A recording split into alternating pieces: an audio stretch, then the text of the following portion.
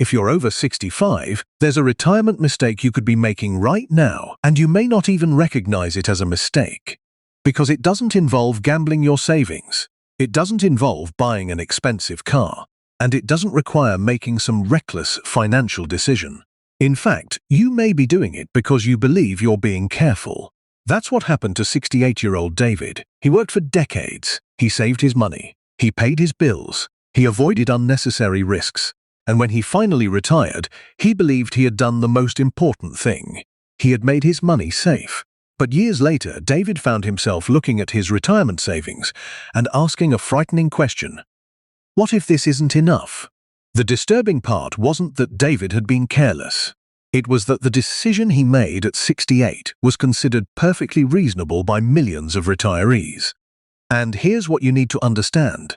You don't have to be reckless to make a retirement mistake. Sometimes the most dangerous financial decisions are the ones that feel the safest.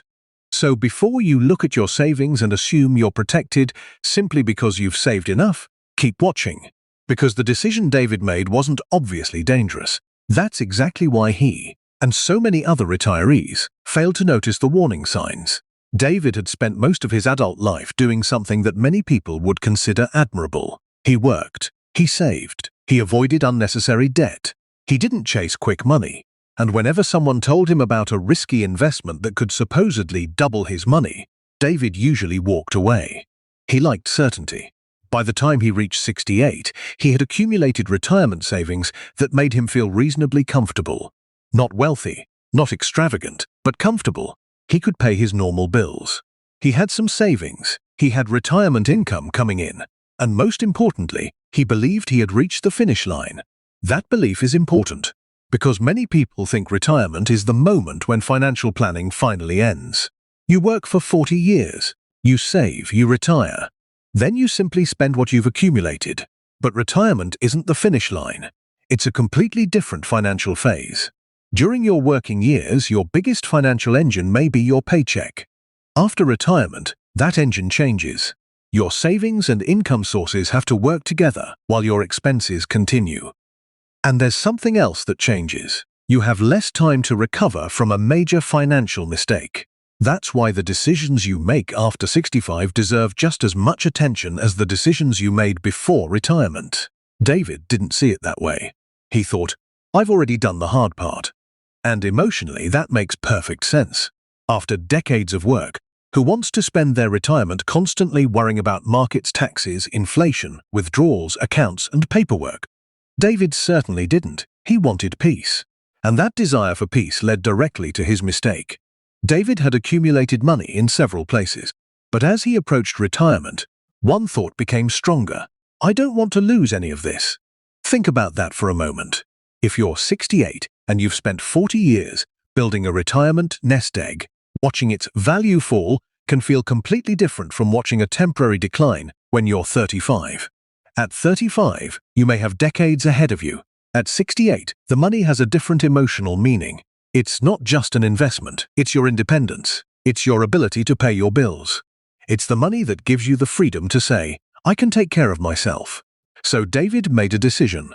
He moved a very large portion of his retirement savings into what he considered his safest option. The exact product isn't the point. The important part is the mindset. He wanted something predictable, something simple, something that didn't make him nervous. And once he had done it, he stopped paying close attention. That was the real mistake. Not wanting safety, not reducing unnecessary risk, stopping the review. David had confused two completely different ideas. My money is safe, and my retirement is safe. Those are not necessarily the same thing. And this is where many retirees can get caught. Because a financial decision can be relatively safe in one dimension while creating a problem somewhere else. You might reduce market volatility but increase inflation risk. You might have stability but less flexibility. You might have money but not enough accessible cash. You might have a reasonable balance today but a spending plan that doesn't work 10 years from now. Safety isn't one number, it's a system. David didn't know that yet. And here's what makes this mistake so dangerous. For a while, David felt completely vindicated. His accounts looked stable. His routine was comfortable. The money was there. Every month the bills were paid. There was no disaster, no dramatic market crash, no giant financial loss. Nothing that would make David say, "Something is wrong." In fact, he felt smarter than ever.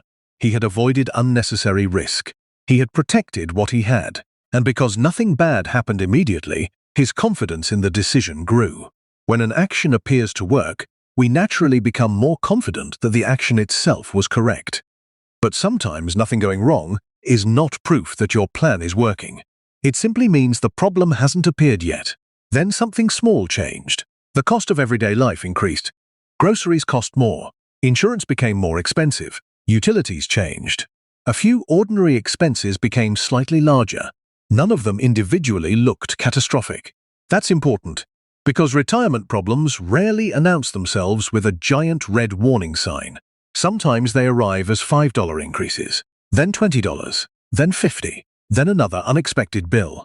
And eventually you look back and realize your monthly life has become more expensive than the life you planned for. David noticed it, but he didn't panic. He told himself, "It's temporary, and perhaps that would have been fine." But then another problem appeared. One afternoon, David sat at his kitchen table. He had his statements in front of him. For years, he had avoided doing this kind of calculation. Not because he was irresponsible, because he was afraid of what the numbers might say. Have you ever avoided opening something because you already suspect you won't like what's inside? A bill, a bank statement, a medical invoice, a message you don't want to read. Avoidance can feel like relief. For a little while, David finally looked. He calculated how much money was coming in. Then he calculated what was going out.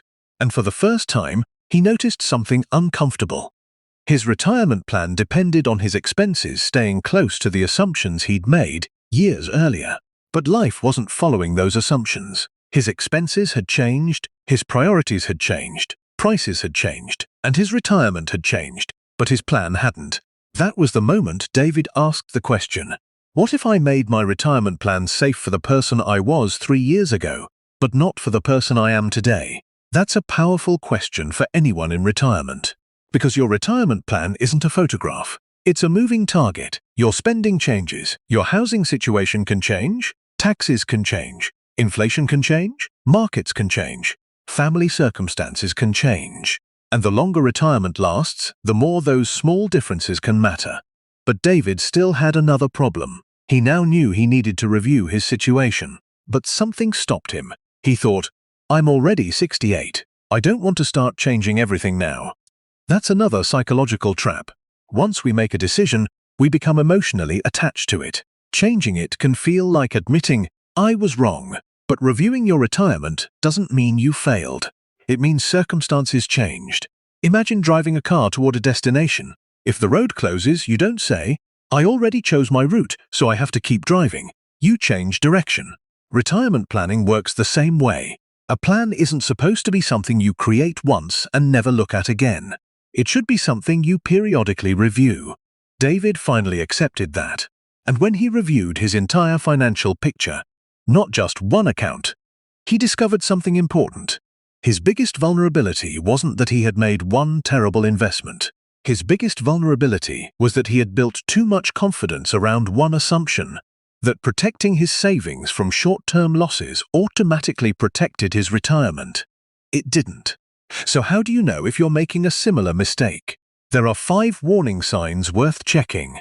The first warning sign is that you haven't reviewed your plan in years.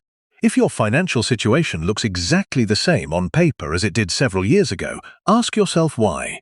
Maybe everything really is working, but maybe your plan simply hasn't been updated. Your income may have changed. Your expenses may have changed. Your goals may have changed. A retirement plan that made sense at 65 may need adjustments at 70. The important point isn't how often you should make changes. The important point is that you shouldn't assume no changes are necessary without checking. The second warning sign is that you know your balance but not your monthly plan. This is surprisingly common. Someone knows exactly how much money they have. Maybe it's $200,000, maybe $500,000, maybe more. But ask, how much do you actually need each month? And suddenly the answer isn't so clear. A retirement balance by itself doesn't tell you whether your plan is sustainable. You need to understand the relationship between money coming in, money going out, and money remaining available for unexpected needs. David knew his balance. He didn't fully understand his cash flow picture. That distinction mattered. The third warning sign is that you are so afraid of losing money that you stop thinking about inflation. This is where the idea of safe becomes complicated. If an account doesn't fluctuate much, it can feel reassuring. But purchasing power matters too. If your money grows more slowly than the cost of the things you buy over long periods, your money may buy less in the future. That doesn't mean everyone should take more investment risk. That's not the lesson. The lesson is, don't evaluate safety from only one angle. Ask, what risks am I protecting myself from, and what risks am I leaving untouched? The fourth warning sign is that too much of your retirement depends on one thing, one account, one income source, one assumption, one strategy, one person managing everything. Concentration can create vulnerability. The goal isn't to create a complicated financial maze. The goal is to understand whether one unexpected change could seriously disrupt your ability to pay for your life. Ask yourself, if this one thing changed tomorrow, what would happen? You don't need to predict the future. You simply need to understand how dependent your retirement is on one particular outcome. The fifth warning sign is that you keep saying, "I'll deal with it later." This one is psychological, and it may be the most dangerous, because later feels harmless. You can say, "I'll review my beneficiaries later. I'll look at my expenses later. I'll talk to someone later. I'll organize my accounts later." But retirement doesn't pause while you postpone decisions. Neither does inflation. Neither do unexpected expenses. Neither does time.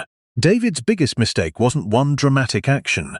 It was allowing a comfortable decision to become an automatic decision. Once David understood the problem, he didn't try to completely reinvent his finances overnight. Instead, he started with 5 questions. You can ask yourself the same questions. First, where does my retirement income actually come from? Not just the total amount. Know the sources. Know when they arrive. Know which expenses they are covering. Second, how much do I spend during an ordinary month? And don't only count the obvious bills, look at annual expenses too. Car repairs, insurance, home maintenance, travel, gifts, taxes, unexpected costs. Some expenses don't arrive monthly, but they still belong in your retirement budget. Third, how much accessible money do I have for an emergency? Not every retirement asset is equally accessible. Understanding your liquidity can prevent a stressful situation from becoming a financial crisis. Fourth, what happens if my expenses are higher than expected for several years? This is where you challenge your assumptions. Don't ask, will everything go according to plan? Ask, what if it doesn't? That question is uncomfortable, but uncomfortable questions can create useful preparation. Fifth, when was the last time I reviewed the entire picture? Not one account, not one statement, the entire picture. Income, expenses, savings, taxes, insurance, beneficiaries, debt, emergency reserves, and the risks that matter most to your particular situation. David didn't need a perfect retirement. He needed a retirement that could handle reality. That distinction changed everything, because there is no perfect retirement plan. You can't predict every future expense. You can't predict every market movement. You can't know exactly how long you'll live. You can't know exactly what inflation will look like years from now. And you shouldn't trust anyone who claims they can. The goal is different. Build enough flexibility that one surprise doesn't completely destroy your plan. That became David's new definition of safety. Safety wasn't, nothing can ever go down. Safety became, if something changes, I have options. That is a much more powerful kind of security. There's another reason this mistake happens. Retirement changes your relationship with money. Before retirement, money often represents possibility. A raise means more options. A promotion means more income. Another year of work means another year of savings. After retirement, money can start representing time. Every withdrawal can feel like a countdown, and that can create fear. You look at your savings and think, what if I live longer than expected? What if I need expensive care? What if prices keep rising? What if I make one wrong decision? Those fears can push people toward extreme behavior. Some become too aggressive because they are afraid they don't have enough. Others become so afraid of losing anything that they stop considering other risks. Neither extreme is automatically right. The better approach is to understand your situation and make decisions based on your needs, risk tolerance, time horizon, taxes, and overall financial picture. And if you're unsure, getting qualified professional advice can be worthwhile, especially before making a major, irreversible financial decision. A few years after that kitchen table moment, David thought about what had happened. He realized something. He had spent decades preparing to retire, but he had never really prepared for being retired. Those are different things. Preparing to retire means accumulating resources. Being retired means managing those resources while life continues changing. That's why the mistake at 68 was so important. It wasn't really about one account. It wasn't about one investment. It wasn't about whether something was safe or unsafe. It was about believing that once you reached retirement, you could stop paying attention. And that belief can be expensive. So if you're over 65, don't panic. Don't suddenly move your money because of a YouTube video. Don't make a major financial decision because someone online tells you that one strategy is guaranteed to work. Instead, do something much simpler. Take a piece of paper. Write down your monthly retirement income. Then write down your essential monthly expenses. Then your flexible expenses. Then list the money you could access if something unexpected happened. And finally, write down this question. What assumption in my retirement plan could be wrong? Maybe it's your expected expenses. Maybe it's how long your savings need to last. Maybe it's your assumption about inflation. Maybe it's your assumption that a certain income source will always be enough. Maybe everything is fine. But the point is to know rather than assume. And if the numbers concern you, take that information to a qualified financial professional who can review your individual circumstances. Because the purpose of this exercise isn't to scare you, it's to replace uncertainty with information. David thought he was protecting his money. But eventually he realized he was actually trying to protect something much more valuable: his independence, the ability to pay his own bills, the ability to handle an unexpected expense without immediately asking someone else for help, the ability to earn retirement without constantly looking over his shoulder. That's what retirement savings are really supposed to support. Not a number on a screen, a life. And that's why the most important lesson from David's story isn't, never choose a safe investment. It's not, take more risk. And it's not, change everything about your retirement. The lesson is much simpler. Don't confuse a stable account with a secure retirement. Your retirement is bigger than one account, bigger than one investment, bigger than one decision. And if you're over 65, the most dangerous words you can say may not be, "I made a bad decision." They may be, "I'm sure everything is fine." Because sometimes the greatest financial risk isn't knowing that something is wrong. It's never checking.